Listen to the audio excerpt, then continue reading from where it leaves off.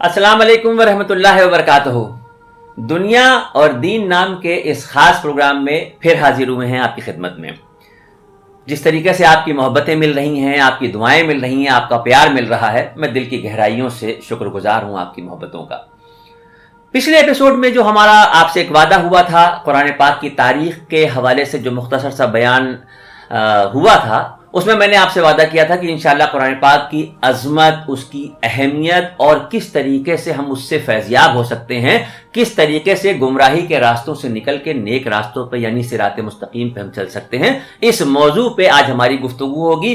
بہت افسوس کے ساتھ یہ بات کہنا پڑ رہی ہے کہ ابھی ایک واقعہ میرے سامنے آیا، ایک چھوٹے سے گاؤں کا، گاؤں تو نہیں کہیں گے، چھوٹے سے شہر کا واقعہ تھا کہ مدرسے میں مفتی صاحب نے جو بچے پڑھنے آتے تھے ان سے یہ بات کہی کہ بھائی جتنا کورس تھا وہ تو ہم نے پڑھا دیا، اب تم لوگوں کے گھر میں جو ایسی کتاب جسے کوئی نہ پڑھتا ہو وہ لے کے آؤ تاکہ وہ سبجیکٹ پڑھایا جائے۔ حیرانی ہوگی آپ کو سن کے، دوسرے دن جتنے بچے اسکول آئے سب نے اپنے بیگ کو کھولنے کے بعد جو کتاب نکالی وہ قرآن پاک۔ پوچھنے پہ پتہ چلا کہ کسی بچے نے بتایا کہ 2 سال سے ہمارے یہاں اس کو کسی نے نہیں چھوا تھا، کسی نے کہا 3 سال سے نہیں چھوا تھا، کسی نے کہا 6 مہینے سے۔ کیوں ہم بلا وجہ کے لیے دم بھرتے ہیں کہ ہم مسلمان ہیں؟ کون سا ایسا کام ہم کر رہے ہیں؟ خالی نام کے لیے ہم مسلمان ہیں۔ ایک کتاب ہم کو دی گئی، ارے آپ خود سوچ کے دیکھیے، محسوس کیجئے کہ اللہ رب العزت نے جب انسانیت کو پیغام دینے کے لیے اپنے محبوب کو دنیا میں بھیج دیا تو وہ ہمارے لیے کافی ہیں، لیکن محبوب کے دنیا سے پردہ فرمانے کے بعد سے لے کے قیامت تک پیدا ہونے والے مسلمان کے لیے کتاب ہدایت کے طور پہ قرآن پاک کو بھیجا گیا، جس سے ہم میلوں اور کوسوں دور ہو گئے۔ ہم بہت شکر گزار ہیں اپنے شہر کے ایک عالم دین قابل تعظیم حضرت مولانا مفتی اقبال احمد صاحب کا، جنہوں نے اپنے قیمتی وقت میں سے مجھے وقت دیا اور ہمارے ساتھ اسٹوڈیو میں اس وقت موجود ہیں، صرف اس لیے کہ ہماری اور آپ کی اصلاح ہو جائے۔ السلام علیکم، کیسے مزاج ہیں؟ خیریت سے ہیں؟ بہت شکر گزار ہوں میں اپنے سامعین کی طرف سے اور اپنی دل کی گہرائیوں سے کہ آپ اپنے قیمتی وقت میں سے میرے لیے وقت نکال رہے ہیں۔ میرا یقین ہے کہ اللہ اجر عظیم دے، میں کس لائق ہوں، میں کیا کہہ سکتا ہوں۔ قرآن پاک کے تعلق سے جیسا کہ میں نے وعدہ کیا تھا اپنے دیکھنے والوں سے، تو 2-3 باتیں ہیں۔ میں چاہتا ہوں کہ سب سے پہلے تو اس کی عظمت، اس کی اہمیت اور کس طریقے سے ہم اس سے فیضیاب ہو سکتے ہیں۔ مجھے لگتا ہے کہ کبھی کبھی بچے کو لالچ دی جاتی ہے، بچے سے کام کرانے کے لیے کہا جاتا ہے، وعدہ کیا جاتا ہے کہ دیکھو اگر تم یہ ہوم ورک پورا کر لو گے تو ایک آئس کریم کھلائیں گے، تم اگر یہ سبق یاد کر لو گے یا اس بار اچھے نمبروں سے پاس ہو گئے تو تمہیں یہ انعام دیا جائے گا۔ ہماری قوم اس وقت اسی موڑ پہ آ کے کھڑی ہو گئی ہے، یا تو ان کو جنت کے خواب دکھائیے، یا تو جنت کی کچھ ایسی چیزیں بتائیے، یا قرآن پاک کے تعلق سے آپ اپنا ہمارے سامعین کو۔ بسم اللہ الرحمن الرحیم۔ ناظرین کرام، قرآن کریم کے تعلق سے گفتگو ہو رہی ہے۔ قرآن کریم جو ایک عظیم کتاب ہے، کسی بھی کتاب کی عظمت اس کے مرتب، اس کے مصنف، اس کے لیکھک کے اعتبار سے ہوتی ہے کہ کس بڑے پائے کی تصنیف ہے، کس بڑے پائے کے عالم کی لکھی ہوئی ہے، کس بڑے رائٹر کی لکھی ہوئی ہے۔ ظاہر ہے کہ اس دنیا کے جو خالق و مالک دو جہاں، پروردگار دو عالم اللہ رب العزت نے جو کتاب خود لکھی ہو، خود نازل کی ہو، خود جو ہے اتاری ہو، اس کی عظمت کا کیا کہنا۔ اور پھر جس کتاب کو دنیا کی سب سے بڑی ہستی اور انبیاء کے سردار اور اشرف الانبیاء، رسول الثقلین، نبی رحمت، سرور کائنات صلی اللہ علیہ وسلم نے جس کتاب کو پیش کیا ہو، تو اس کی عظمت کا ہم کیا اندازہ نہیں کر سکتے۔ ہم ظاہر ہے کہ جب ذات سے بڑی کوئی ذات نہیں، اللہ رب العزت نے یہ کتاب نازل کی، فرشتوں میں سب سے بڑھ کر فرشتے جبریل علیہ السلام، وہ بیچ میں قاصد ہے، واسطہ ہیں، وہ لانے والے ہیں۔ تو نازل کرنے والا کون؟ اللہ۔ درمیان میں واسطہ کون؟ فرشتوں کے سردار حضرت جبریل علیہ السلام۔ نازل کس ذات پہ ہو رہی ہے؟ انبیاء کے سردار اور سارے رسولوں میں سب سے بڑھ کر، مخلوقات میں سب سے اشرف نبی رحمت صلی اللہ علیہ وسلم۔ اور نازل کہاں ہو رہی ہے؟ سب سے مقدس جگہوں میں۔ اتر کب رہی ہے؟ سب سے مبارک رات میں۔ اور جو ہے کلام پاک کی جو تو یہ ساری عظمتیں جو کسی بھی کتاب میں دنیا میں جمع نہیں ہیں وہ اس ایک کتاب میں جمع ہیں. تو اس سے بڑی عظمت کیا ہو سکتی ہے؟ لہذا اس عظمت والی کتاب، اب مقصد کیا ہے اس کتاب کو نازل کیے جانے کا؟ قرآن کریم نے بار بار اس مقصد کو کھولا کہ یہ قرآن نازل اس لیے کیا جا رہا ہے لِتُخْرِجَ النَّاسَ مِنَ الظُّلُمَاتِ إِلَى النُّورِ، گمراہیوں میں، تاریکیوں میں، اندھیروں میں بھٹکتی ہوئی انسانیت کو روشنی دینے کے لیے اور ان کی رہنمائی کے لیے. کتاب ہدایت ہے اور اس کا ان مقصد یہی ہے لِتُخْرِجَ النَّاسَ مِنَ الظُّلُمَاتِ إِلَى النُّورِ. یہ جو مختلف تاریکیوں میں انسان بھٹک رہے ہیں ان کو ایک روشنی جو اللہ سے قریب کر دے، نبی سے جوڑ دے، اس کے مقصد حیات کو بتا دے، دنیا میں انسان کیوں پیدا ہوا اور یہ انسان مر کر کے آگے کیا اس کے ساتھ ہونے والا ہے. یہ انسان جو یہ سمجھ رہا ہے کہ ہم نے کھایا کمایا ختم، یہ نہیں، یہ مقصد نہیں ہو سکتا. یہ مقصد ہے تو پھر جانوروں کا بھی مقصد میں اور انسان کے مقصد میں کیا فرق ہوا؟ لہذا یہ فرق بتاتا ہے، انسان کو انسان کا مقام بتاتا ہے اور جو ہے انسان کو بتلاتا ہے کہ تم کائنات میں سب سے بڑی مخلوق ہو اور تمہارے پیدا کیے جانے کا وہ مقصد نہیں جو جانوروں کے پیدا کیے جانے کا مقصد ہے. پھر اللہ کن باتوں سے راضی ہوتا ہے، کن باتوں سے ناراض ہوتا ہے، تم کیسی زندگی گزارو کہ اللہ خوش ہو جائے، تمہارا پیدا کرنے والا تم سے راضی ہو جائے. تو یہ کتاب، اور پھر کتاب کے اندر یہ تو ایک علم کا سمندر ہے.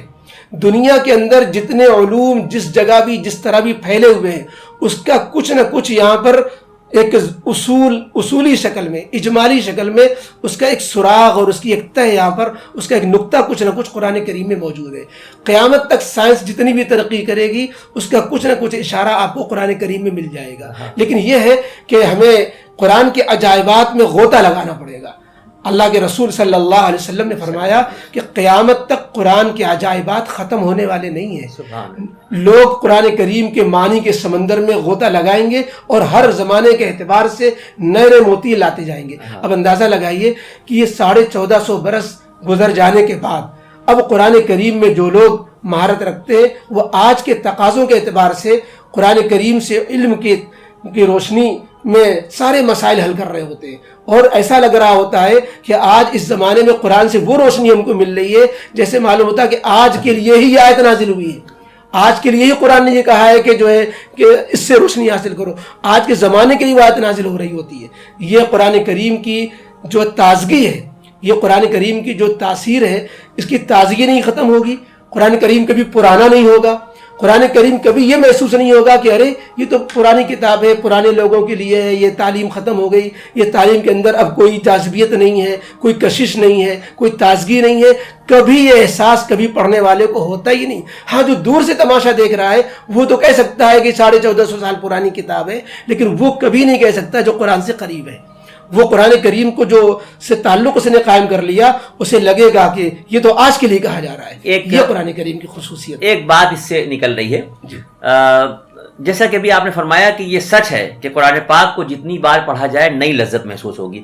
لیکن چونکہ ہمارے پروگرام کو دیکھنے والے لوگوں میں بہت سے لوگ ایسے ہیں جو پڑھے لکھے ہی نہیں ہیں، تو میرا شاید یہ سوال غلط بھی ہو سکتا ہے کہ چونکہ قرآن پاک کو ہم عربی میں پڑھ رہے ہیں اس لیے کئی بار ایسا ہوتا ہے کہ کئی بار پڑھ جانے کے بعد بھی ہمیں یہ نہیں پتا کہ یہ ہم سے کیا کہہ رہا ہے. اور چونکہ ہم اس زبان کے نہیں ہیں، ہم اردو زبان کے جاننے والے ہیں، تو ہمارے اندر لذت شاید اس وجہ سے اتنی نہیں پیدا ہو پا رہی جتنی ہم کو زبان نہ آنے کی وجہ سے ہے. تو کیا دیکھیے یہاں پر ایک سوال یہ پیدا ہوتا ہے کہ جہاں تک میرے علم میں ہے کہ جب ہمارے نبی سرکار دو عالم صلی اللہ علیہ وسلم پہ پہلی وحی کا نزول ہوا اور اس کے بعد 2-2.5 برس کا عرصہ گزرا اور پھر دوسری وحی کا نزول ہوا، جب یہ حکم ہوا کہ اب آپ گھر سے نکلیے اور اللہ کی بڑائی بیان کیجیے. کتابوں سے جہاں تک مجھے علم ملا پتا چلا کہ اس زمانے میں مکے میں کل 17 آدمی تھے جو لکھنا پڑھنا جانتے تھے.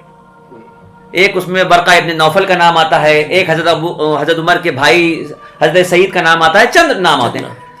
اس بات سے اشارہ یہ ملتا ہے، اس بات سے ہمیں یہ پتا چلتا ہے کہ اس کا مطلب یہ ہوا کہ قرآن پاک کا نزول جب آسمانوں سے دنیا میں ہوا، جبرائیل علیہ السلام لے کے آئے تو اسلام سب سے پہلے دانشوروں میں پھیلا.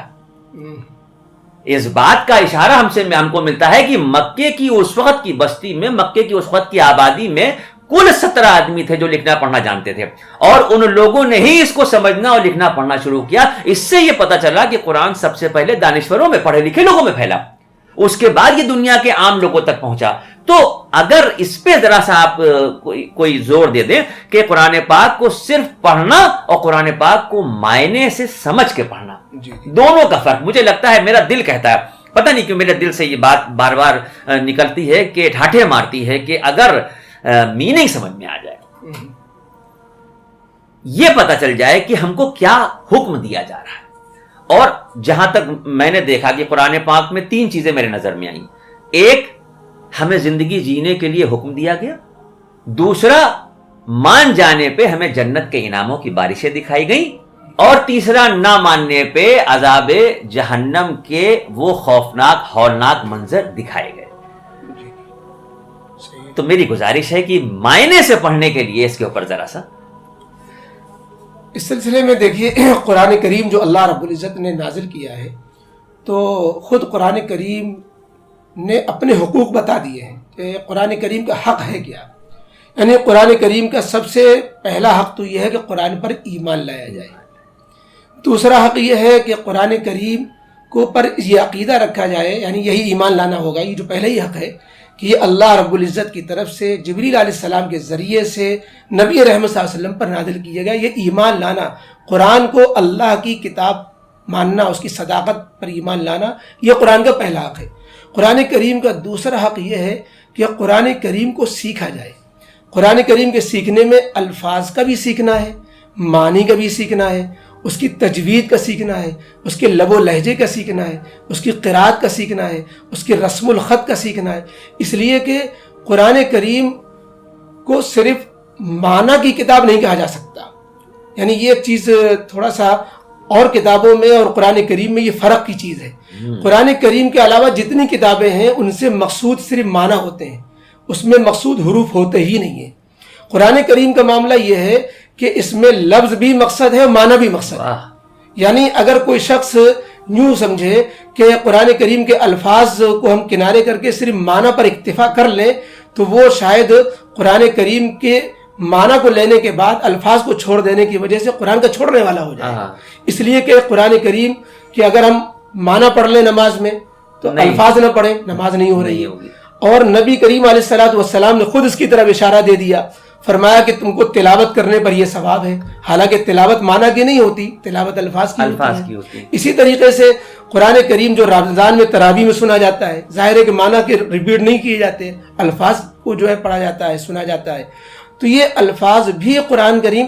اب اس میں یہ آتا ہے کہ جو بچے قرآن کریم کے الفاظ کے معنی نہیں سمجھ رہے ہوتے ہیں, وہ الفاظ ان کو پڑھانے سے مثلاً کیا فائدہ, ان کے الفاظ کے رٹنے سے کیا فائدہ. حالانکہ خود نبی کریم علیہ الصلوۃ والسلام نے حفظ قرآن کے فائدے بتائے, حفظ قرآن کی بشارتیں بتائیں. اس سے ہی پتہ چلتا ہے کہ قرآن کریم کے الفاظ کی بھی اپنی ایک اہمیت ہے. مثلا اس اہمیت میں یہ ہے کہ ایک حرف پر ہم 10 نیکی کے مستحق ہو رہے ہوتے ہیں, اگرچہ معنی نہیں جان رہے ہوتے ہیں. اسی طریقے سے قرآن کریم کی تلاوت پر ثواب مل رہا ہوتا ہے. قرآن کریم کی وجہ سے ہماری نماز ہو رہی ہوتی ہے, قرآن کریم کی وجہ سے ہماری تراویح ہو رہی ہوتی ہے, ہم اللہ سے قریب ہو رہے ہوتے ہیں. لیکن میں وہ بات آتی ہے کہ صرف قرآن کریم کے تلاوت پر اکتفا کر کے رہ جانا اور صرف اسی کو کافی سمجھ لینا, یہ جو ہے ہماری جہالت کو دور نہیں کرے گا. اور ہم قرآن کریم کی سے ہدایت کو جو پانے کے لیے جو شرائط ہیں, وہ ہدایت جبھی ہمیں حاصل ہوگی جب ہم سمجھیں گے اللہ ہم سے کہہ کیا رہا ہے. برکتیں آ جائیں گی, ثواب مل جائے گا, تلاوت کیا اجر پا جائیں گے, لیکن اللہ کا پیغام ہمیں کیا تھا وہ پیغام ہم سے نہیں رہیں گے. اس لیے دونوں تقاضے ہمارے لیے ہیں. وہ لوگ جو قرآن کریم کی تلاوت کر رہے ہیں, یقیناً قرآن کریم سے ان کا تعلق جڑ رہا ہے, یقیناً وہ قرآن کریم سے فائدہ اٹھا رہے ہیں, لیکن ابھی ناقص ہے فائدہ ان کا, ادھورا ہے بھی فائدہ ان کا. وہ قرآن کریم کی تلاوت کے ساتھ وہ اس طرح کا معمول بنائے, کچھ حصہ تو تلاوت کر لیں ثواب کے لیے, اجر کے لیے اور قرآن کریم سے کنیکشن قائم رکھنے کے لیے, لیکن ایک حصہ ان کا تلاوت کے ساتھ معنی, تلاوت با معنی ہونا چاہیے کہ وہ تلاوت کے ساتھ ساتھ کچھ معنی کا بھی اہتمام, اس کی تفسیر, اس کا مطلب, اللہ کا پیغام, اللہ نے کیا فرمایا, کیا حکم دیا اور کیا کس موقع سے کیا بات فرمائی گئی, اس کا کچھ نالج اگر نہیں ہوگی تو ہم قرآن کریم بعض دفعہ دیکھا گیا 20 سال سے پڑھ رہے ہیں لوگ, وہی میں عرض کر رہا ہوں, 10 سال سے پڑھ رہے ہیں. بڑی اچھی بات یاد آ گئی. بڑی تعداد میں جو لوگ روز قرآن پڑھ رہے ہیں, اگر آپ ان سے بھی پوچھیں یہ میں نے لوگوں سے معلوم کرنے کے بعد یہ سوال پیدا ہوا. بڑی تعداد میں لوگوں کو قرآن پاک 30 پاروں کے قرآن کے نام سے پتا ہے, یہ نہیں پتا کہ سورتیں اس میں کتنی ہیں. بڑی تعداد میں لوگ ایسے ہیں جو قرآن پڑھتے ہیں, ان کو یہ پتا ہے کہ ہم نے پہلا الف لام میم سے یقول تلک رسول ایسے کر کے 30 پاروں کا قرآن ہے جو ہم نے ایک دفتیوں کے بیچ میں ملا ہے جو ہمیں پڑھنا ہے. آج ہم نے اتنا پڑھا, ربع پہ لگا دیا, پھر نصف پہ لگا دیا, نشان لگا دیا, پڑھ لیا, لیکن یہ نہیں پتا کہ اس میں کتنی سوریں, سب سے چھوٹی سورت کون سی ہے, سب سے بڑی سورت کون سی ہے, نہیں پتا. تو جہاں تک میں چاہتا ہوں کہ دیکھنے والوں کو یہ پتا چلے کہ جیسے قرآن پاک میں 114 سوریں, اور چونکہ ہمیں یہ حکم دیا گیا ہے کہ زندگی کے ہر لمحے پہ کوئی بھی کام کرو تو اللہ کے نام سے شروع کرو, یعنی بسم اللہ الرحمن الرحیم یہ پڑھنے کے بعد ہم اپنا کام کریں. اور قرآن پاک کی 113 سوریں قرآن میں ایسی ملتی ہیں جس میں ہم بسم اللہ الرحمن الرحیم باقاعدہ اوپر لکھا ہے, اس کو یہ ہے کہ ہم بھول گئے ایک الگ بات ہے تو ہم اس کو دیکھ کے پڑھیں, پڑھ کے اور پھر پڑھیں. ایک سورت ایسی ہے جس میں نہیں ہے بسم اللہ, غالباً سورۃ توبہ.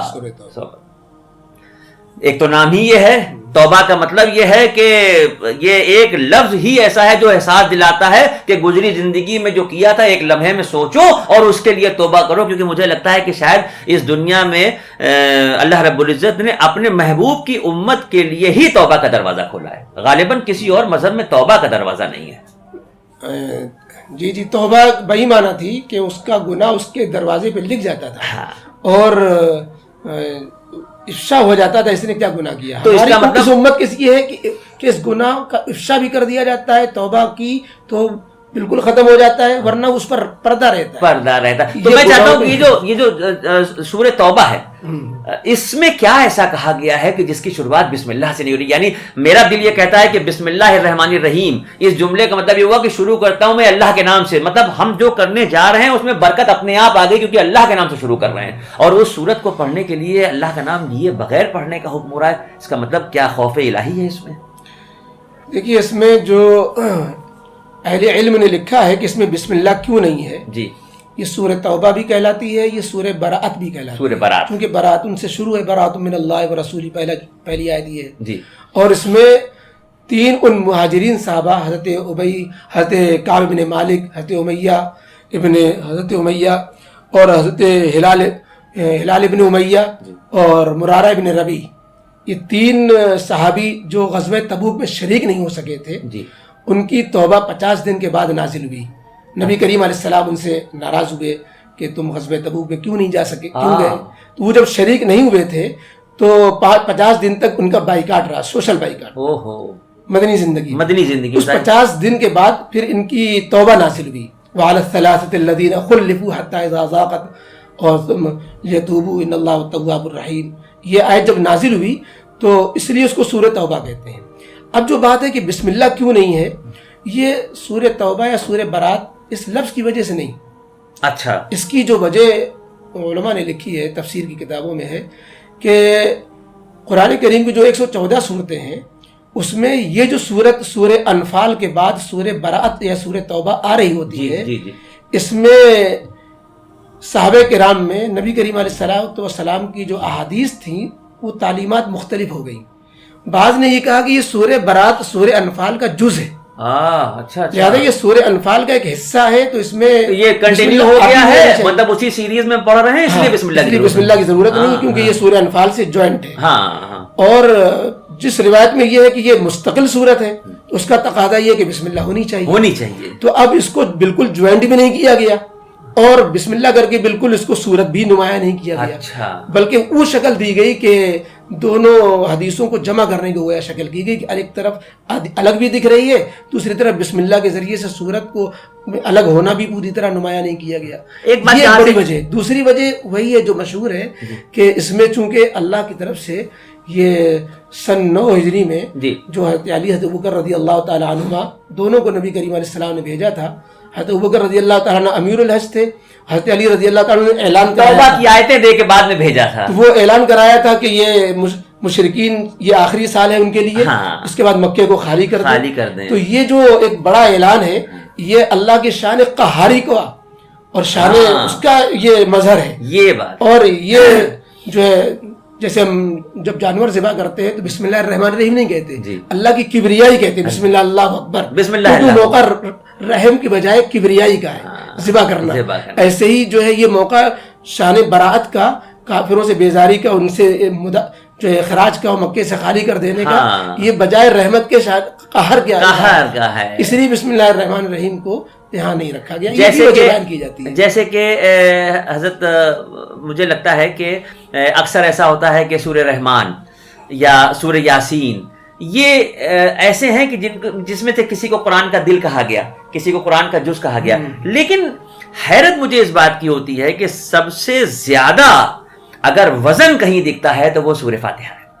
یعنی میں حیران ہوں کہ آپ کو دنیا کے کسی خطے میں اگر نماز پڑھنے کا موقع ملے تو نماز میں آپ کو ہر رکعت میں سورہ فاتحہ پڑھنا ہے. اس کے بعد آپ کوئی بھی سورت ملائیں, مطلب اس میں کوئی یہ نہیں ہے کہ آپ چھوٹی پڑھ رہے ہیں کہ بڑی پڑھ رہے ہیں, مختصر پڑھ رہے ہیں, زیادہ پڑھ رہے ہیں, لیکن سورہ فاتحہ.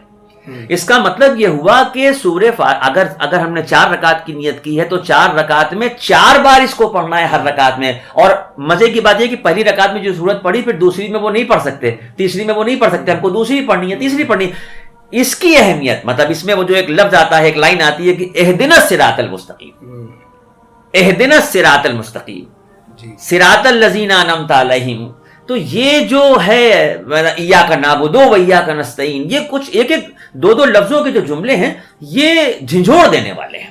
صحیح. اس کی ذرا سی ایک اہمیت اور بتا دیجئے کہ آخر سورہ فاتحہ کو جب ہم نماز میں پڑھیں تو ہم اس طرح سے نہ پڑھیں کہ یہ ایک نماز میں پڑھنے کے لیے کہا گیا تو پڑھیں.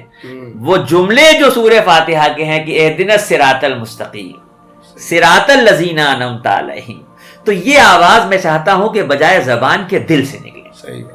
یہ دل کی وہ آواز ہو جو آواز دل سے نکلے اور سیدھے آسمانوں تک پہنچے, کہ ایک بندہ گڑ گڑا کے عاجزی اور انکساری سے اپنے رب کے سامنے نیت باندھ کے اگر کھڑا ہوا ہے, اس وقت دنیا سے اس کا تعلق ختم ہو گیا, بندے کا تعلق اللہ سے جڑ گیا. کیونکہ ہمارے نبی نے اپنے صحابیوں کو بتایا کہ جب تم نماز پڑھو تو ایسے پڑھو کہ تم اپنی آنکھوں سے اللہ کو دیکھ رہے ہو. تو انہوں نے عاجزی سے عرض کیا کہ یا رسول اللہ اگر یہ کیفیت نہ پیدا ہو تو آپ نے فرمایا کہ تب یہ سمجھو کہ اللہ تمہیں دیکھ رہا ہے. یعنی ہم نے نیت باندھنے سے لے کے سلام پھیرنے تک کا جو وقفہ گزارا یہ ہمارا تعلق اللہ سے جڑا ہوا ہے. تو جب اللہ سے یہ تعلق ہے تو ایاک نعبد و ایاک نستعین, یہ آواز دل سے نکلے. اس آواز ان لفظوں پہ ذرا سا آپ روشنی ڈالیے. سورہ فاتحہ کی عظمت پر ماشاءاللہ آپ نے اچھی خاصی روشنی ڈالی. ارے نہیں حضرت, میں بہت جاہل آدمی ہوں. اگر یہ کوئی سوال کرے کہ قرآن کریم میں سب سے عظیم سورت کون ہے, سب سے زیادہ عظمت والی, تو اس کا جواب یہی ہوگا حدیث پاک کی روشنی میں کہ سب سے زیادہ عظمت والی سورت تو سورہ فاتحہ ہے. آیتوں کے اعتبار سے تو سورہ آیت الکرسی قرآن کریم کی سب سے, اگر یوں سوال ہو کہ قرآن کریم کی جو آیتیں ہیں 6666 تقریباً, ان میں سب سے زیادہ عظمت والی کون سی آیت ہے؟ وہ آیت الکرسی. لیکن سورتوں کے اعتبار سے سب سے عظیم سورت کون سی ہے؟ وہ سورہ فاتحہ. یہ سورہ فاتحہ دراصل یہ پورے قرآن کا لب لباب ہے. اور اس سورہ فاتحہ میں بندہ سب سے پہلے تو اپنے مالک کی حمد و ثنا کرتا ہے, الحمدللہ رب العالمین الرحمن الرحیم, اور اس کے بعد پھر اپنے مستقبل کو, جو آخرت دنیا کے بعد والا مستقبل, آخرت کو یاد کرتا ہے, مالک یوم الدین. اور اس کے بعد پھر اپنا کنیکشن اللہ سے بتاتا ہے کہ ایاک نعبد و ایاک نستعین, آپ جو ہے ہمارے معبود, ہم تیرے عابد, آپ میرے مسجود, ہم تیرے ساجد, اور ہم تو محتاج, تو میرا مددگار. یہ اپنا بندے سے اللہ سے تعلق بیچ میں. اس کے بعد پھر وہ چیز مانگتا ہے بندہ جو کائنات کی سب سے زیادہ اہم چیز ہے مانگنے کے لیے. مانگنے کے لیے اگر سب سے اہم کوئی چیز ہے وہ ہے ہر لین کا سیدھا راستہ. یہ ہر لین کا سیدھا راستہ اس لیے کہا جا رہا ہے کہ دنیا میں بھی جتنی چیزیں ہم کرتے ہیں, کھانے کا طریقہ, پینے کا طریقہ, اور دنیا کی جتنی بھی چیزیں, کمانے کا طریقہ, یا بیوی سے شادی بیاہ کا طریقہ, ہر لائن کا ایک صراط مستقیم ہے, اس کا سیدھا راستہ ہے, اور اس کا ایک اور راستے ہیں جو لوگوں نے اپنے اپنے اعتبار سے بنائے ہوئے ہوتے. تو اللہ کس راستے کو پسند کر رہا ہے, جس راستے کو رب پسند کر رہا ہے وہ صراط مستقیم ہے. تو اللہ ہم ہر لائن کا سیدھا راستہ چاہتے ہیں. کاروبار کریں اس کا سیدھا راستہ مل جائے, کھانا کھائیں اس کا سیدھا راستہ مل جائے, عبادت کریں تو سیدھا راستہ مل جائے, تو ہم جو کریں اس کی سیدھی لائن ہمیں مل جائے.